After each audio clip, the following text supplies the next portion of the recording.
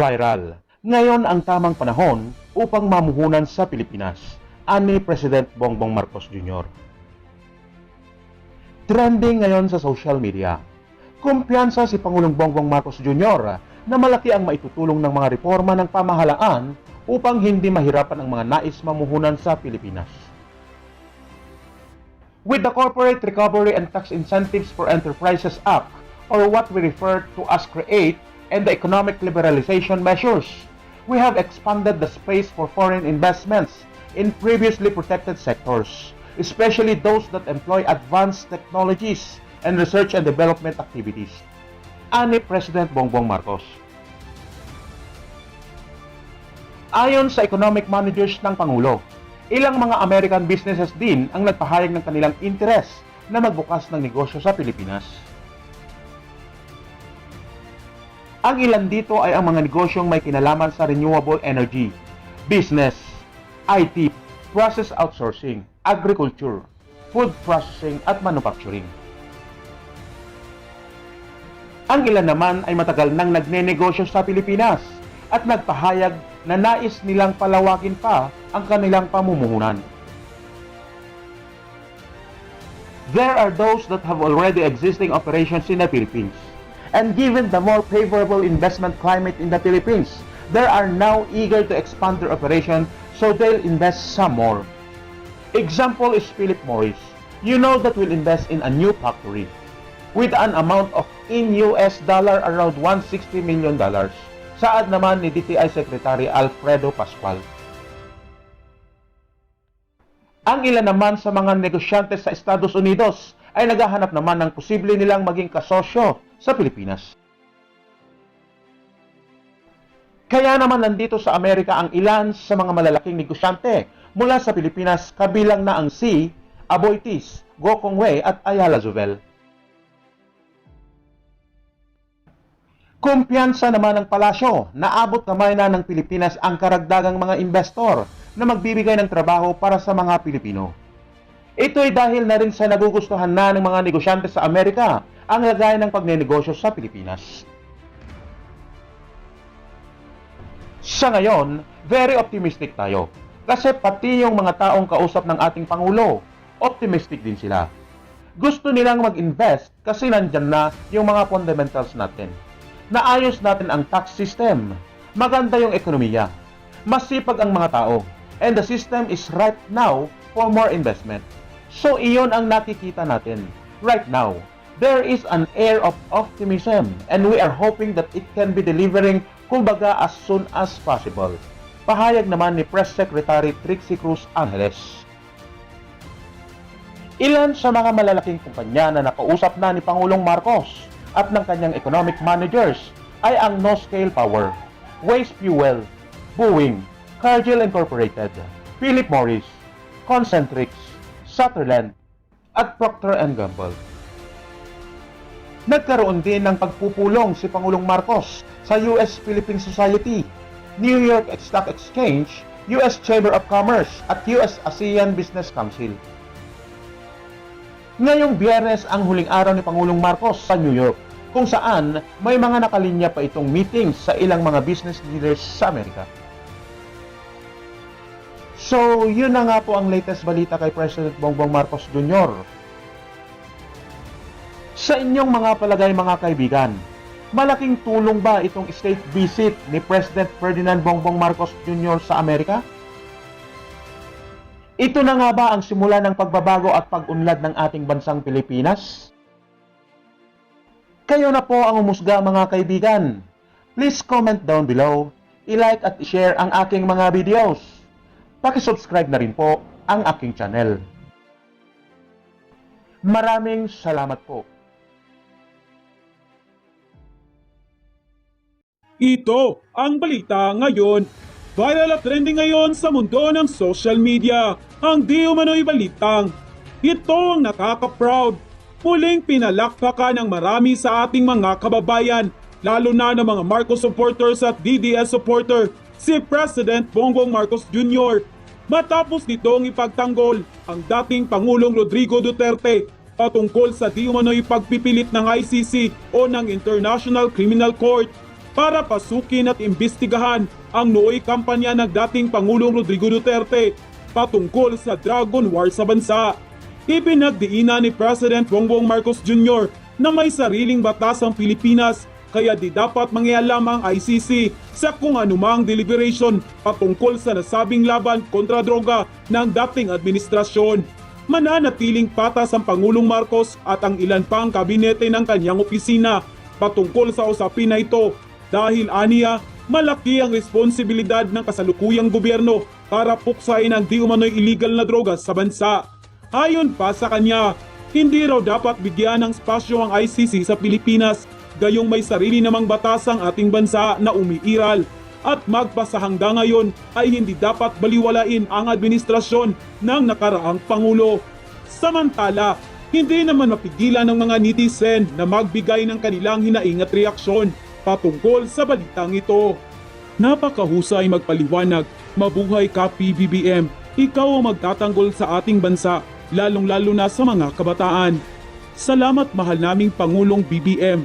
Dapat lang panindigan natin ang ating batas. May sarili tayong batas, kaya dapat huwag makialam ang ICC. Salute to our President. Good job BBBM. Dapat hindi pasukin ICC sa ating bansa. Nakialam yan, mayroon tayong batas. Mahal naming PBBM, huwag kang papayag na makapasok ang ICC dito sa ating bansa. Wala silang pakialam dito sa ating bansa. We are loving you more each day, our dear Pres. We are not only proud that we voted you, but we are honored to be Filipino that belong to the 31 million to put you back in leadership. God bless and protect you, PBBM. End quote. Narito ang full video kung saan bumilib at pinalakpakan ng marami sa ating mga kababayan si President Bongbong Marcos Jr. matapos nitong ipagtanggol ang dating Pangulo na si former President Rodrigo Duterte at panindigan na hindi dapat mag-imbestiga at makialam ang ICC ang batas na mayroon ng Pilipinas patungkol sa laban nito kontra droga. Pakinggan at panuorin ang full video. Pero bago ang lahat, kung bago pa lamang tayo sa channel na ito, ay huwag kalimutang i-click ang subscribe at notification bell para mas maging updated pa kayo lalo sa lahat pa ng bagong videos na i-upload namin. Well, speech before you also made positive reference to the Quad and AUKUS, and that follows, I think, from the logic you just explained about those beyond the Philippines on whom you can rely for security policy support. Your reflections on how the Quad, for example, aids to strategic stability in the region, and that would be of interest, I'm sure, to this audience, and within that, your view and vision of your future relationship with Japan. Well, the Quad certainly is another one of those agrupations that we feel we're going to be. It's a partnership between countries that I think, again, if we were to move as a one country alone, it would not be as effective as if we approach the problem as part of these political, diplomatic agrupations, even military agrupations that we have put together. So that's again something that is fundamental to the way we try to approach the problems that we are facing. Vis-a-vis the maritime disputes that we have. I have to remind people that these maritime disputes are not only with China. We also have within ASEAN some disputes with our other member countries. So, but in my view, this applies as well. So these kinds of partnerships, I think, are very, very important. Now, Japan, certainly, I had a meeting with the Prime Minister Kishida, just the other day. And naturally, I think it's no surprise to anyone that they are terribly, terribly concerned, not only of China, but because of the recent events, we have focused on the Taiwan situation, the visit of the United States House Speaker Nancy Pelosi to Taiwan, sort of highlighted once again the simmering tensions that, as I said, were beneath the surface, but now have surfaced out into the open. But if you remember, if we go back maybe 6 months, it was North Korea that we were all very worried about. And it is exactly that I think that aspect of it that Japan is also worried about, because when you have missiles flying over in your skies and into the sea, it's not so very surprising that Japan will be alarmed. And again, that is part of the relationship that we have between ally countries. Japan is an ally. Japan is a friend and a partner in many, many ways again. And that again, we feel that we should strengthen that and continue to promote that partnership. The difference between right now, anyway, between the conflicts or the disagreements between China and the rest of the countries around the area and Korea has threatened to use nuclear weapons, and that would be a complete disaster. And that there is no way that the Philippines will be somehow exempt from that sort of conflict. And it's very interesting to watch what's happening in Russia and Ukraine. And it's very worrisome because if there is a possibility that nuclear weapons suddenly become, even tactical nuclear weapons, not strategic nuclear, but tactical nuclear weapons become part of that equation, then we will see the normalization of nuclear weapons nuclear weapons will become conventional weapons. And perhaps that will encourage other nuclear powers to exercise that nuclear option, which, as we all know, is going to be is really end of world scenario. And to take the point a little further, we are beyond the Cold War. I do not subscribe to the spheres of influence like we had during the Cold War. So we see that nuclear weapons should not be. We should abandon the idea of nuclear weapons as deterrents. And to really work towards bringing down the stockpiles of nuclear weapons in the world, and with, of course, the ideal result of them being taken away and us no one having any nuclear weapons. Now, that's easier said than done. That's easier said than done because each country that has nuclear weapons have a different view on the subject and feel that they must have it because they have enemies that they feel that need to be deterred. So that is, I think, where we if we take it as far as we can take the analysis of the conflict. It's something that it is something that we pray for, but the way towards that end certainly is not clear, as there are so many varied and different views on the subject vis-a-vis the individual situations of those countries that do have nuclear stockpiles. So this is the thinking that we have developed, and this is the thinking that we have tried to espouse to our friends and neighbors. Your comments just now about the legitimization of the use of tactical nuclear weapons, I think, are extraordinarily important. The more of us in the international community who are serving political leaders like yourself who make that clear to our friends in Moscow, the better. We cross that threshold, we're into a world of different pain. Domestic politics, 60% of the vote in your election. Pretty impressive. The best I ever did was 53.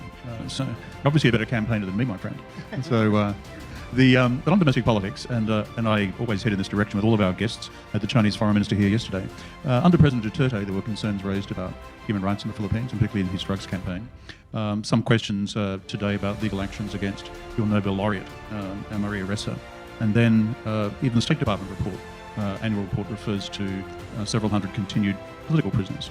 So your reflections, I noticed what you said before about unifying all Filipinos. Could you give us your reflections on the future of human rights in the Philippines? Well, the argument, or rather the discussion about human rights in the Philippines in the past few years has really derived from the anti-drug war that President Duterte undertook. And as I come into office, you look and you see we cannot stop the drug war. The problem continues to exist. What we can do is to examine and learn lessons from the experience from the past administration.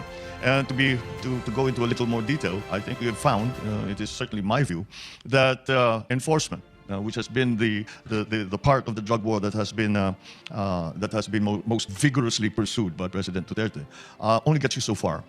And my approach is slightly different. And we look at the drug problem in the Philippines, and it is a significant one. There are approximately, I suppose, according to official statistics, close to 4.5 million actual addicts in the Philippines. And that the corrosive effect of on society, on criminality, on the drug syndicates, etc. Even the politicization of the whole drug syndicates and their networks is something that we still have to deal with. And so perhaps we should look at it. We should look, instead of just enforcement, which will continue, but in a more focused way. I tell when I first came to my first command conference with our policemen, and I said, we will adjust. Let us adjust our focus, and let us also look at prevention. Let us education to our young people to say that this is a dead end. This will get you absolutely nowhere. It will get you put in jail. It will get you killed. And even if it does not do that, this will take away your future. And second part of that is cure, to be more sensitive and more sympathetic to those who actually have gotten caught up in this lifestyle. And so that is something that we are now promoting. We are trying to learn which are the best methods now to pull our victims, really is what they are, pull them out of that culture and to help them start again and to live a good life as good and constructive members and contributing members of society. Now, as to the enforcement, to put it very bluntly, I simply told them, look, I'm not interested in the kid who makes 100 pesos a week selling weed. That's not the person that I want you to go after. I want you to go after people who, if we get them, if we neutralize them, we put them in jail, we put them away, whatever it is, will make an actual difference. So that the supply of drugs, the system of distribution, the system of importation of drugs, because much of it really does come from abroad, that will actually make a difference. It will put a stop to it, and that's what we're working on right now. So those are the different elements of those three elements of the anti-drug effort of this government. Those are the focus has certainly changed, and even the methodology has changed. At yun na nga mga kababayan, ano na ang masasabi mo? Kung mayroon kayong hinaing at komento tungkol sa video na ito, please comment down below. Pag-uusapan natin yan sa comment section. At kung nagustuhan nyo ang video, ay huwag kalimutang mag-iwan ng like at i-share na din para mas marami pang makaalam sa makabuluhang video na ito. Maraming salamat!